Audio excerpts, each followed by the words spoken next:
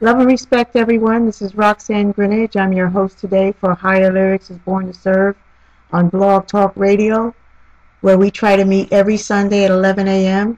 to share administrative solutions for market entering challenges for the previously unseen, unaccommodated, worldwide population of disadvantaged creators.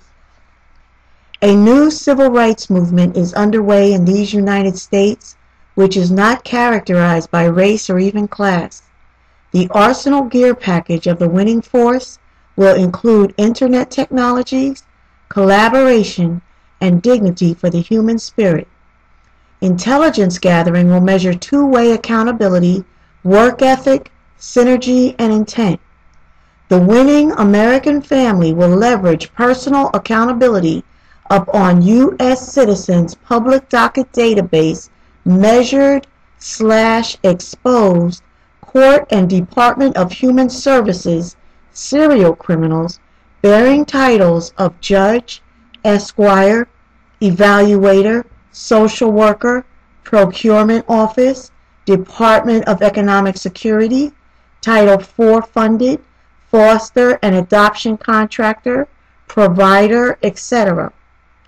In this new civil rights movement, which is underway in America and which records for history CPS corruption and government fighting soldiers emerging from the ranks of middle class, working poor, technology, protector fathers, mothers, grandparents, healthcare, university students, entrepreneurial and MBA communities, collaborating strategies for slowing and stopping U.S. citizens' public docket database recorded, child slaughter, U.S. economy fraud, court reform, state of emergency.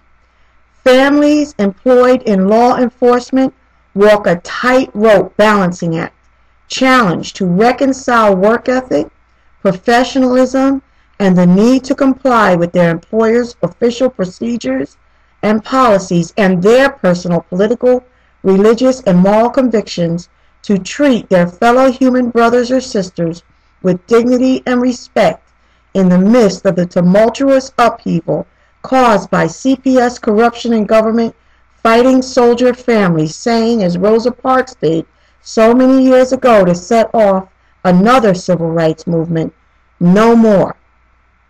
We now say, no more court-ordered abuse of our children. No more kidnap for profit. No more human trafficking of our children, while wealthy court and DHS positioned abusers of the immunity language in 1983 Civil Rights Act keep their children safe, educate their children, and grow fatter and engorged on the stolen vested interests and careers of Philadelphia's working class families. Much love, much respect. This is Roxanne Greenidge.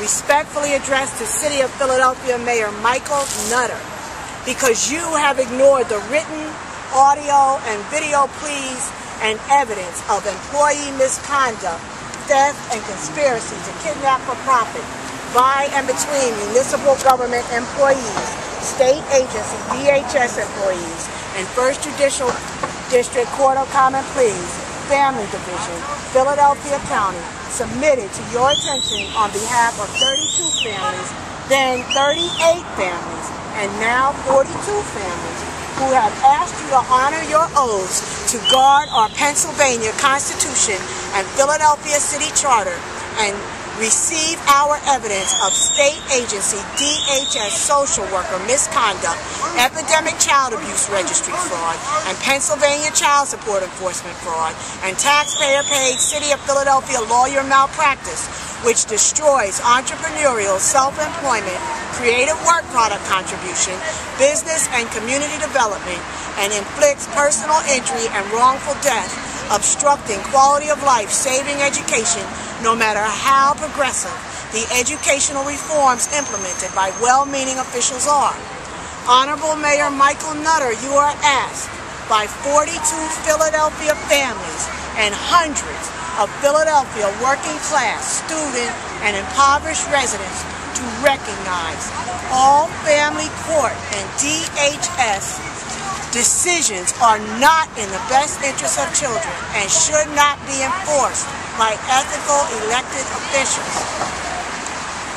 Finally, respectfully addressed to City of Philadelphia District Attorney R. Seth Williams, because you have ignored written, audio, and video evidence of nepotism and corruption in your private criminal complaint division, which has since February 2010 facilitated theft by deception, perjury, bigamy, fraud of Philadelphia child support, fraud of Philadelphia Orphans Court, fraud of Philadelphia District Attorney Public Nuisance Report, insurance fraud, car theft, Social Security disability income fraud, fraud of Philadelphia Family Court, federal employer identification number theft, identity theft, IRS fraud, public mob assault, home invasion, public assault, public aggravated assault beating, child endangerment, child abuse, personal injury, and June 8, 2010, public mob assault, child abduction of Lorraine Greenwich's children.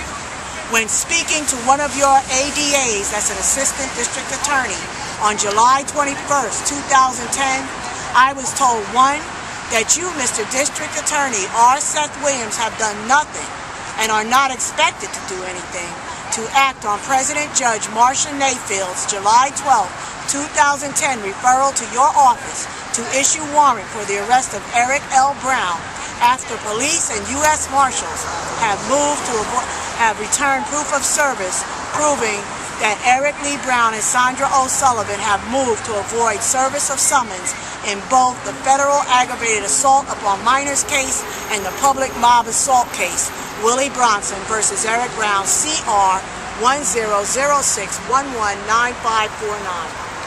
I am at a loss as to which administrative horror story is worse as experienced with Philadelphia District Attorney R. Seth Williams' office. Was it the certified mail green card showing the District Attorney written witness statements of public mob assault, child abductions returned with absolutely no signature whatsoever, but tracked by United States Postal Service confirmed receipt?